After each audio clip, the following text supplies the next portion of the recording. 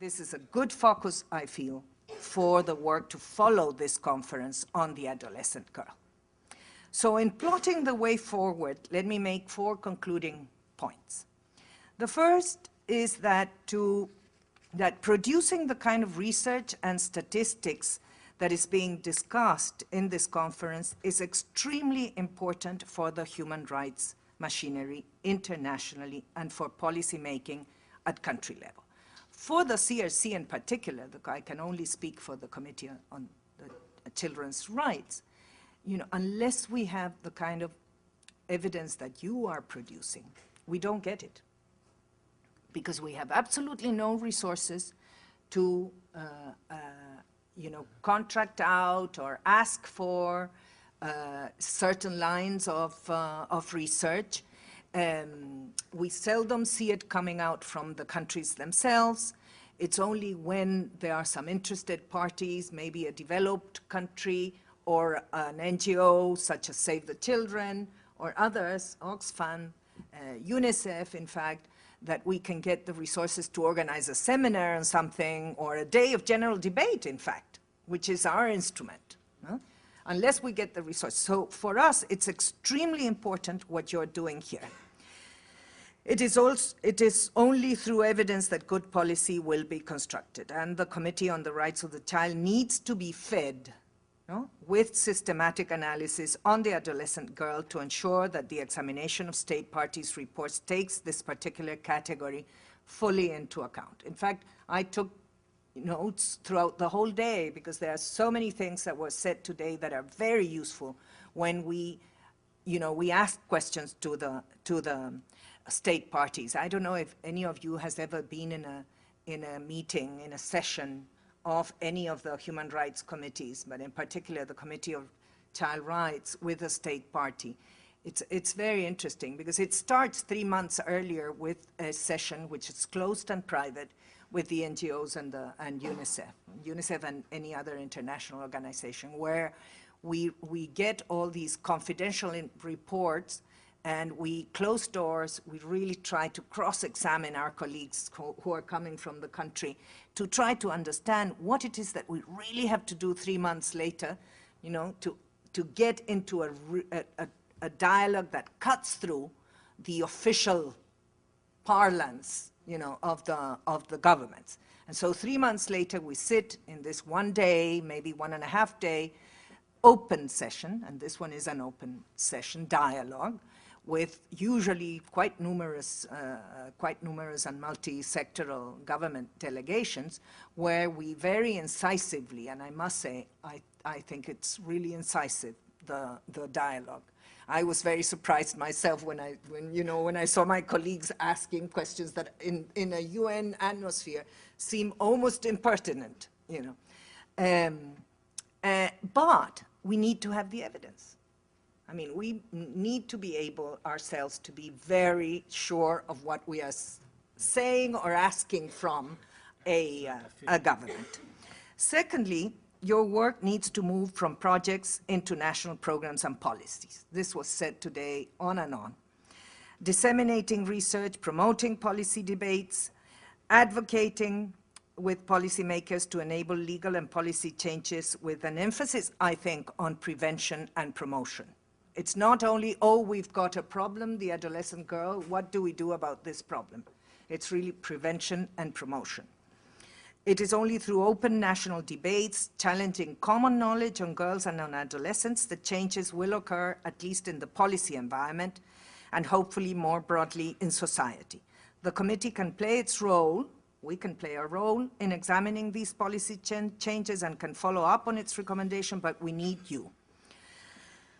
Thirdly, opening spaces for adolescents, and especially girls, to express themselves in ways that are culturally and generationally appropriate is crucial for a better understanding and therefore realization of their rights. Tokenism is often the problem when it comes to participation. Finding legitimate ways to ensure the voice of adolescent girls and of children in general is heard is probably one of the most difficult tests of true commitment. The committee has just issued General Comment number 12 on the rights of the child to be heard, which opens new grounds in terms of the understanding of Article 12 of the Convention. I really encourage you to read it. It's in the website of the committee.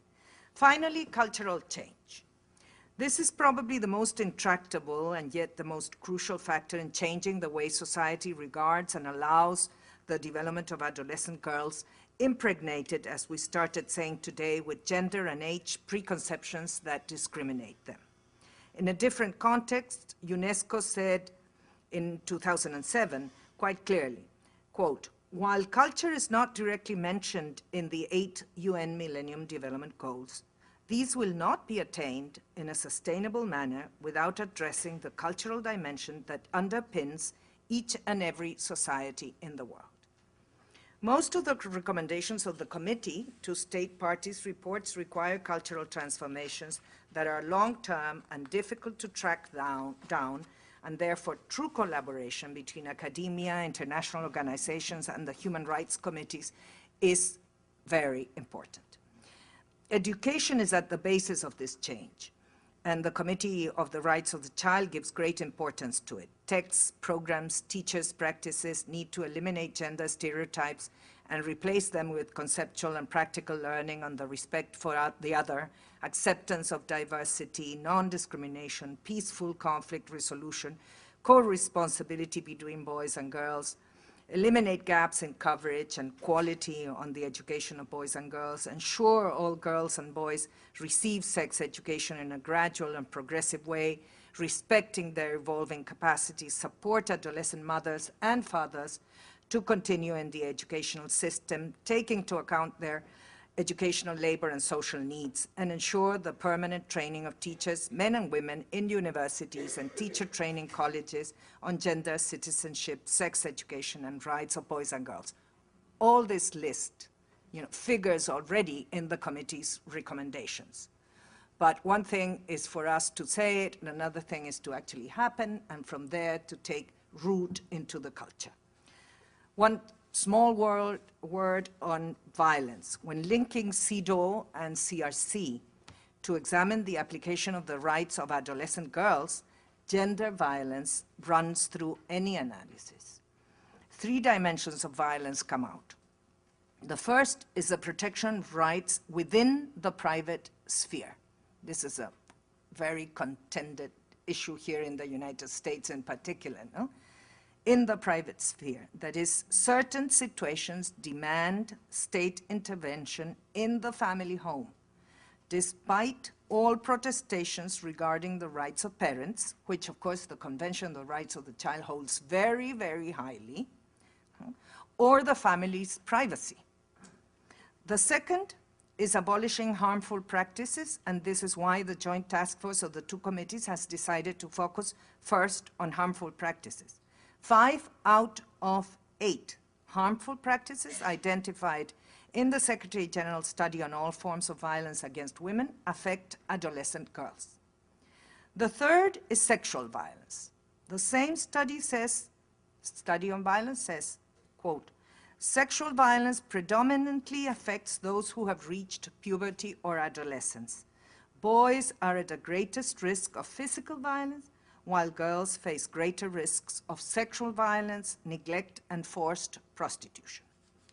The Convention on the Rights of the Child, as a mandatory international instrument spelling out the rights of children and adolescents, is clearly linked to a difficult process of democratization of family relations and a change in the relationship between parents and children.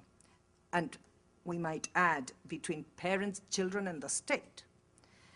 As such, it is the legal and normative expression of a profound cultural transformation, not a minor issue for policymakers, parents, or even adolescents themselves to understand and transform into action. Thank you very much. Thank you very much.